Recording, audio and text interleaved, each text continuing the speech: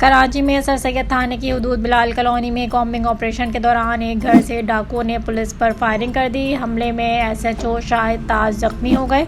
मुलजमान ने फायरिंग करते हुए फरार होने की कोशिश की, ताहम पुलिस की फायरिंग से वो मारा गया। Sir Syed police Bilal colony के इलाके न्यू कराची सेक्टर 7A में भारी नफरी के साथ सर्च ऑपरेशन किया। घर घर तलाशी के दौरान पुलिस घर की तलाशी के लिए रुकी तो मुसल्लह अफराद ने घर के अंदर से फायरिंग कर दी, जिससे SHO junior inspector sir Syed Shahid Taj के बाजू में गोली लगी। इस मौके पर मुलजिम ने फरार होने की कोशिश की, लेकिन पुलिस की जवाबी फायरिंग में वो मारा गया। ताक मुलजिम की शनाख्त आजम के नाम से हुई। आजम पुलिस को डकैती की मुतादिद वारदातों में मतलूब था। पुलिस फिलहाल आजम के मुजरिमाना रिकॉर्ड की जांच कर रही है।